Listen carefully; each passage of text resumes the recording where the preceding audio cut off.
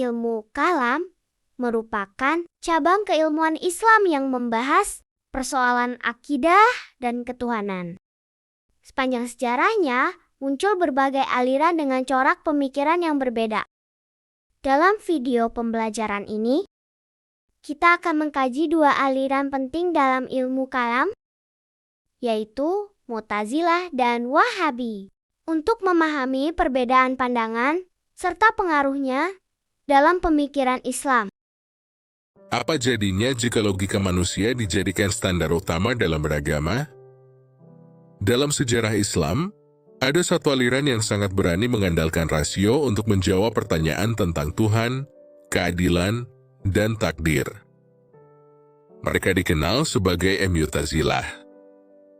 Nama Mu'tazilah berasal dari kata itazala, yang berarti memisahkan diri.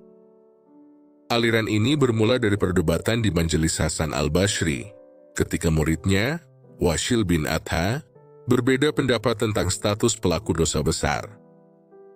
Ia menyatakan bahwa pendosa besar bukan mukmin dan bukan kafir, lalu memisahkan diri. Dari sinilah Mu'tazilah lahir. Aliran ini berkembang pesat dan mencapai puncaknya pada masa dinasti Abbasiyah. Mu'tazilah menolak sifat Allah yang berdiri terpisah dari zatnya. Menurut mereka, Allah mengetahui bukan dengan sifat, tapi dengan zatnya sendiri, demi menjaga keesaan Tuhan secara mutlak. Allah Maha Adil dan tidak mungkin menciptakan keburukan. Karena itu, Mu'tazilah berpendapat bahwa manusia menciptakan perbuatannya sendiri dengan kehendak dan kemampuan yang Allah berikan. Dosa adalah pilihan manusia, bukan takdir yang dipaksakan Tuhan. Bagi Mu'tazilah, janji dan ancaman Allah pasti terlaksana. Orang taat pasti mendapat pahala, dan pelaku dosa besar yang tidak bertaubat akan kekal di neraka, meskipun siksaannya bisa diringankan. Mempelajari Mu'tazilah memberikan kita gambaran betapa dinamisnya pemikiran Islam di masa lalu. Salah satu ajaran ikonik mereka adalah al-manzilah baina al-manzilatain, atau posisi di antara dua tempat. Seorang pendosa besar tidak disebut mukmin karena kefasikannya, tetapi juga tidak disebut kafir karena masih bersyahadat. Mereka juga memiliki kewajiban amar ma'ruf nahi munkar, yaitu menyebarkan kebaikan dan mencegah kemungkaran. Selanjutnya, kita akan membahas tentang aliran Wahabi yang muncul dari latar sejarah yang berbeda. Gerakan ini lahir di wilayah Najd sekitar tahun 1204 hingga 1222 Hijriah, dipimpin oleh Muhammad bin Abdul Wahhab. Dengan slogan memurnikan tauhid, gerakan ini diwarnai konflik bersenjata dan berhasil menguasai wilayah strategis seperti Mekah dan Madinah. Menariknya, ayah dan saudara Muhammad bin Abdul Wahhab justru menentang keras pemikirannya yang dinilai ekstrim.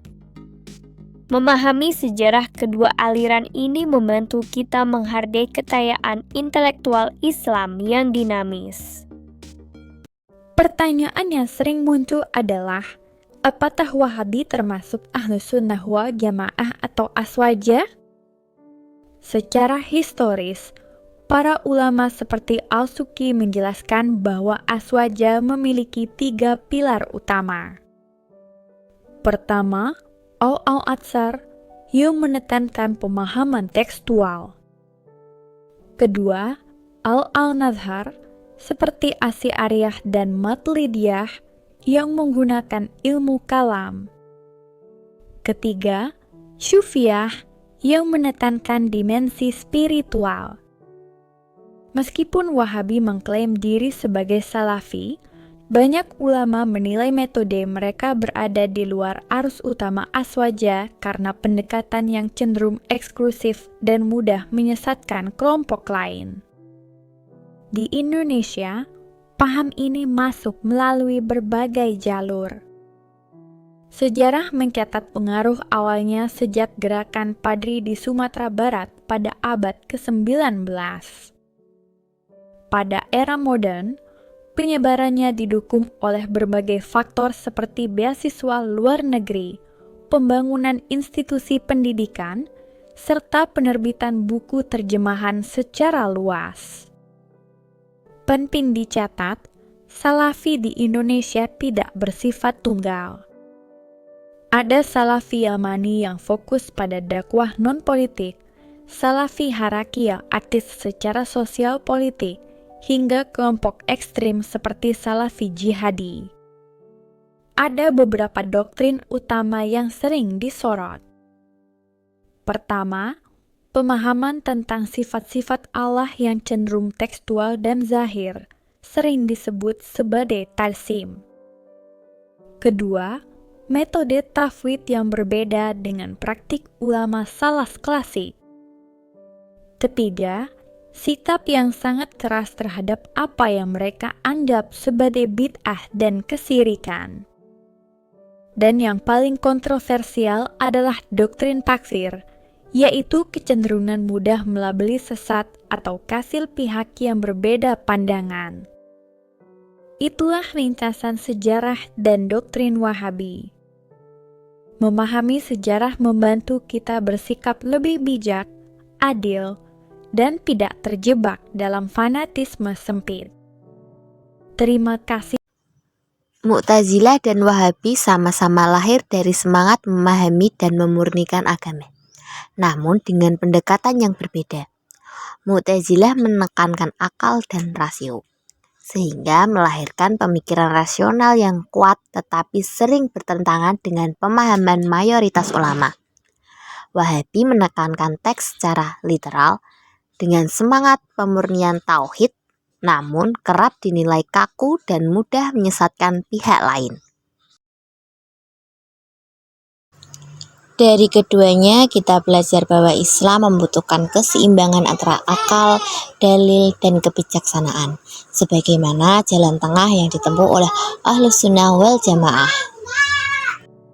Terima kasih sudah menonton. Jangan lupa subscribe dan bagikan video ini jika bermanfaat.